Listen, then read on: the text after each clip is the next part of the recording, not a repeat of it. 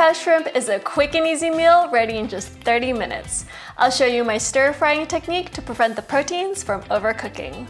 Plus, I'll share my secret ingredient for a sweet and spicy sauce. I use 16 to 20 count shrimp, which is pieces per pound.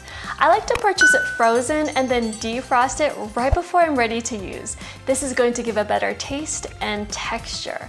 You could buy it defrosted from the store, but you really don't know how long it's been sitting. It could turn mushy and develop an off flavor.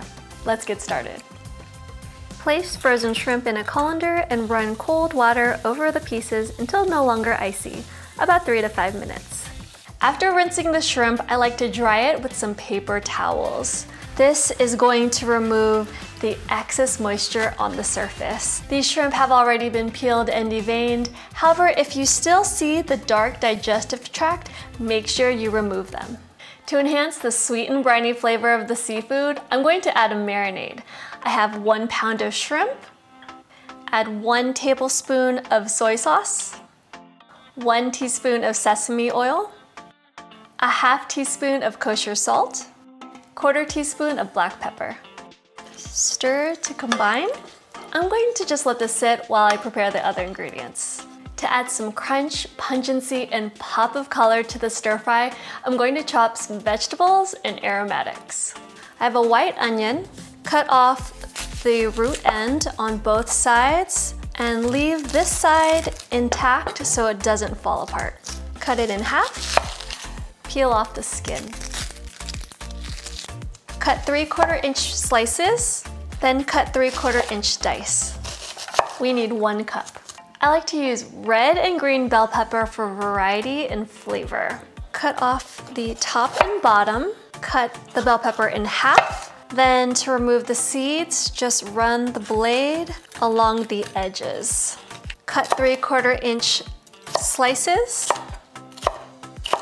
Stack them on top of each other and cut 3/4 inch pieces. We need 1 cup of green bell pepper and then 1 cup of red bell pepper. For the garlic, trim off the ends of the clove, then give it a quick smash. Peel off the skin. You'll need about 3 cloves. Use the claw and mince the garlic. Use the fanning motion to break it down into smaller pieces. We need 1 tablespoon. I always like adding fresh ginger to my stir fries because it gives us nice spicy heat and warmth. Just peel off part of the root and then trim off the knobby parts and then peel off the skin. Ooh, this smells really good already. Cut into thin slices. Chop into smaller pieces. We need 1 tablespoon.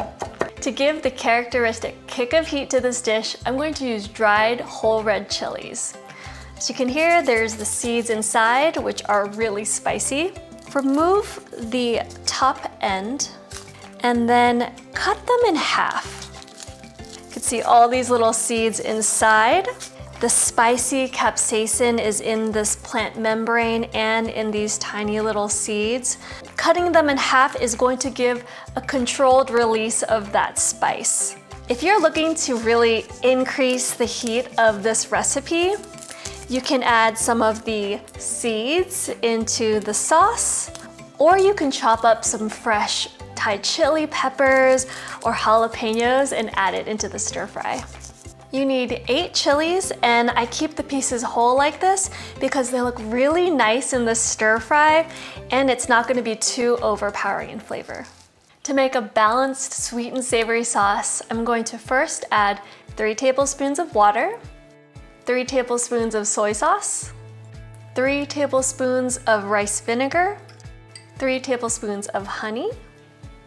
You could also use maple syrup, brown sugar, or granulated sugar for sweetness, and 1 tablespoon of sesame oil.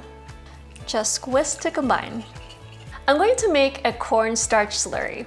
It has thickening powers to add viscosity to the sauce, and it's traditionally used in Chinese cuisine because it works instantly and adds a beautiful sheen to the stir fry. I have 2 teaspoons of cornstarch, and I'm going to add 4 teaspoons of water. Mix until a thin paste forms. This hydrates the starch molecules, making it a lot easier for it to swell and thicken the sauce. Heat a wok or large sauté pan over medium heat. Add 1 tablespoon vegetable oil. Once hot, add 1 cup diced onions. Stir fry for 1 minute. Add 2 cups of diced red and green bell peppers and stir fry for 1 minute. Add 1 tablespoon minced garlic, 1 tablespoon minced ginger, and 8 seeded chili peppers. Cook for 1 minute. When the vegetables are crisp tender, add in the shrimp. We're going to stir fry this briefly until it's opaque and pink in color and forms a loose C shape. This is going to prevent the shrimp from tasting tough and rubbery. Turn the heat up to medium-high, then add the marinated shrimp. Stir fry until the pieces just turn opaque, about 2 minutes. Add the Kung Pao sauce to the pan and allow it to heat and bring to a simmer, about 1 minute. Mix the cornstarch slurry and then gradually add it to the pan, stirring to combine. Cook until the sauce thickens, about 30 to 60 seconds. Turn off the heat. Wow, this looks so good. If you are a fan of spicy food, you're going to love this. Right before serving, I like to add some freshly sliced green onions and roasted peanuts. That's a nice little extra crunch. I like to serve this with a big bowl of steamed rice and a little bit extra garnish. If you're looking for another quick and easy stir fry, check out my chicken teriyaki recipe right here. My family loves it. I hope you enjoyed learning the science behind Kung Pao shrimp, and if you did, please give it a big thumbs up. It means a lot when you do. See you in the next video. Time to dig in.